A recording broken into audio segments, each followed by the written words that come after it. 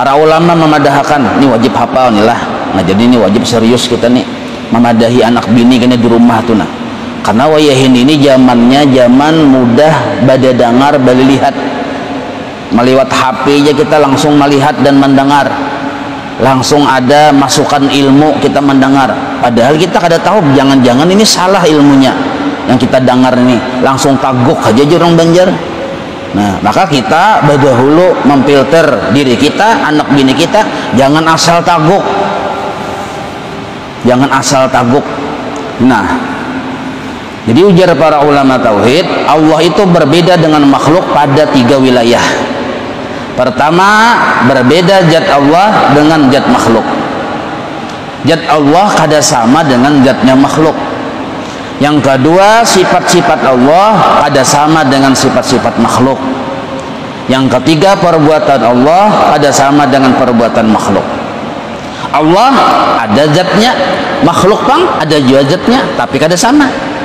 Zat makhluk berbentuk, berukuran, berarah, berwarna, panjang lebar, handap kecil, halus, dan biasanya makhluk ini bertempat, berukuran, bertempat, berwarna, berbentuk, berarah.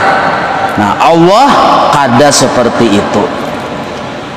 Allah tidak berbentuk, Allah tidak berwarna, Allah tidak berarah, Allah tidak bertempat. Karena seluruh bentuk, warna, tempat, arah itu adalah sifat-sifat makhluk. Itu adalah sifat-sifat makhluk. Sedangkan Allah Ta'ala maha suci dari bersifat seperti sifat makhluk. Nah, misal ada orang bertakun, kayak apa zat Allah Ta'ala? Maka kita jawab, kadada yang tahunya melainkan hanya Allah itu sendiri. Nah, kadada yang tahunya kayak apa zat Allah melainkan Allah itu sendiri. Kalau pang misalnya Allah Ta'ala tuh besi singut, kada. Kalau pang Allah Ta'ala tuh kayak bermuha, kada. Kalau pang napian baca terjemah Quran ada di situ wajah Allah aja. Berarti Allah tuh bermuha jualih aja. Nah berarti kada paham dia. Makanya jangan asal baca terjemah, wajib belajar dengan guru yang paham. Baca terjemah Quran ada tangan Allah, lalu Allah Ta'ala bertangan juga kayak manusia jualih aja, kada. Maksud wajah Allah di situ kada nang kayak wajah nang kayak makhluk. Nah kada kayak itu, ada penjelasannya. Tangan Allah ada penjelasannya, kada mudah kayak tangan seperti makhluk nang kayak ini. Nah karena pulang pian baca di Quran Allah Ta'ala itu bertempat di aras. Berarti Allah tuh mencongkong di aras leh jadi duduk. Nah, jangan-jangan mengupin kayak kita jual sako aja. Nah, salah paham nih tuh. Ada kayak itu maksudnya, ada perinciannya. Mungkin kita seadanya memaham, bisa salah paham. Maka salah paham nih kalaunya sampai ke titik yang parah, sesat dan menyesatkan akhirnya. Nah, bila salah paham sampai kepada pemahaman yang parah, bisa sesat kita. Nah, maka Allah Ta'ala apapun pertanyaan yang timbul di hati kita, Allah Ta'ala kayak apa sidin, maka jawabannya kada ada yang tahunya melainkan hanya Allah itu sendiri. Nah, karena kita dipersilahkan oleh Allah melihat zat Allah yang laisa kamislihi syai'un. Ini Al-Quran nih yang memadahkan Allah tuh kada ada serupa dengan makhluk, dalilnya laisa kamislihi syai'un. Nah, karena Allah persilahkan kita bila di dunia ini kita ma'rifat dengan Allah, arti ma'rifat ini taat dengan Allah dan ikhlas, ma'rifat sudah kategorinya, maka dipersilahkan oleh Allah kena masuk surga dan melihat akan zat Allah yang laisa kamitslihi syai'un tersebut. Tapi bukan berarti Allahnya di surga, kitanya yang di surga. Nah, kayak apa gitu aja melihat Allah di surga, berarti kitanya aja di surga, Allahnya kan di surga lah aja. Bingung aku aja. Nah, makanya jangan bingung, belajar. Contohnya nang kaina. Contohnya nang ini. Pian di bawah pohon nyior. Di bawah pohon nyior. Malam-malam. Lalu pian melihat ada bulan. Jar pian aku melihat bulan di bawah pohon nyior. Pertanyaannya, bulannya kah yang di bawah pohon nyiar tuh pian kah? Pahami dulu nah. Nah, yang di bawah pohon nyiar tuh pian, bulannya di sana. Nah, itu modelnya tuh lebih mudah paham. Sama nang kayak kita melihat Allah di surga, kitanya di surga, Allahnya pang ada di surga. Kenapa? Karena surga itu tempat. Nah, tempat. Paham itulah. Nah, kayak apa itu aja? Makanya jangan dipikirkan, masuk surga dulu. Masuk surga dulu, pikirkan kayak apa supaya masuk surga itu dulu. Nah, jangan dipikirkan kayak apa. Nah, jadi Allah Ta'ala baisi zat.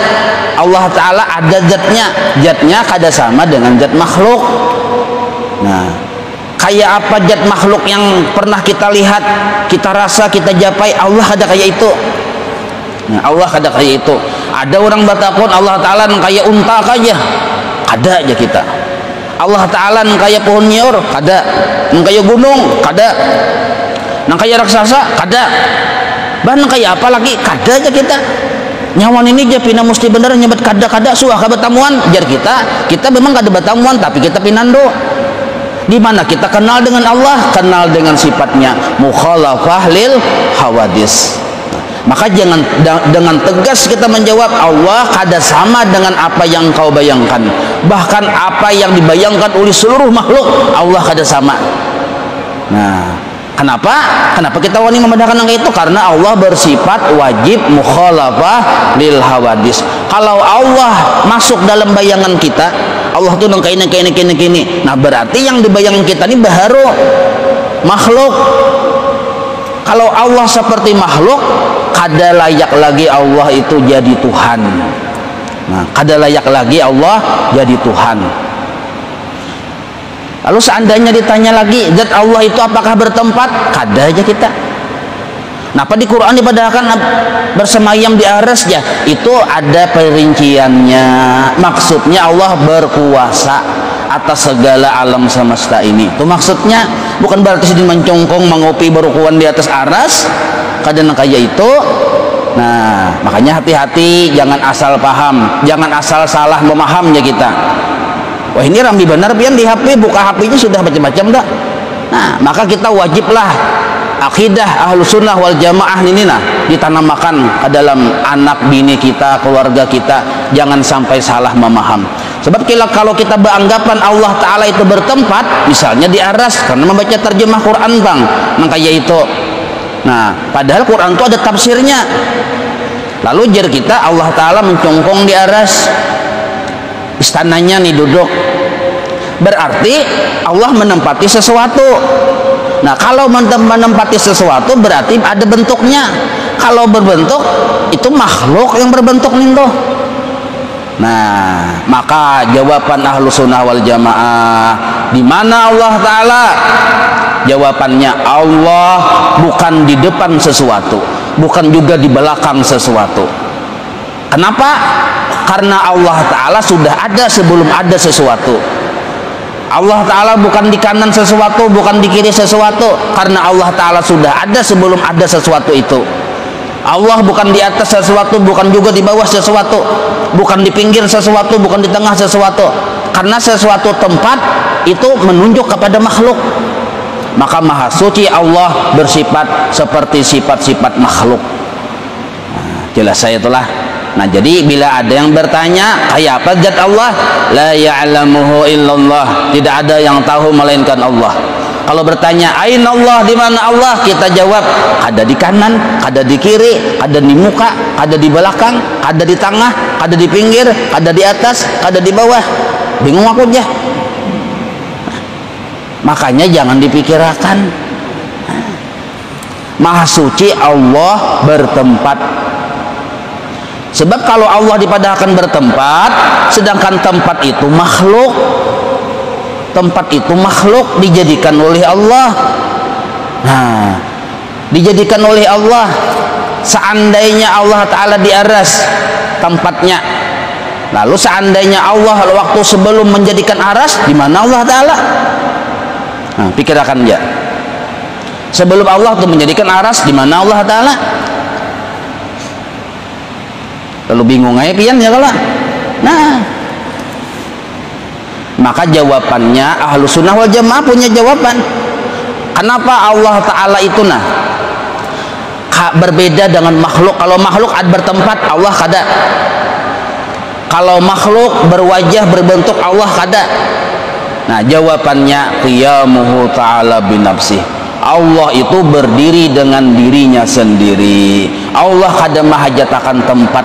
Amun kita ini kada ada tempat menderubus gugur rumah japuk lantainya japuk duduk yang orangnya berat yang berapa puluh ton itu duduknya menderubus gugur ke bawah. Kita ini mahajatakan tempat karena kita kada bersifat qiyamuhu binafsih. Sedangkan Allah Ta'ala bersifat qiyamuhu ta'ala binafsih, berdiri dengan sendirinya, kada berhajat dengan pertolongan apapun, kada berhajat dengan pertolongan siapapun.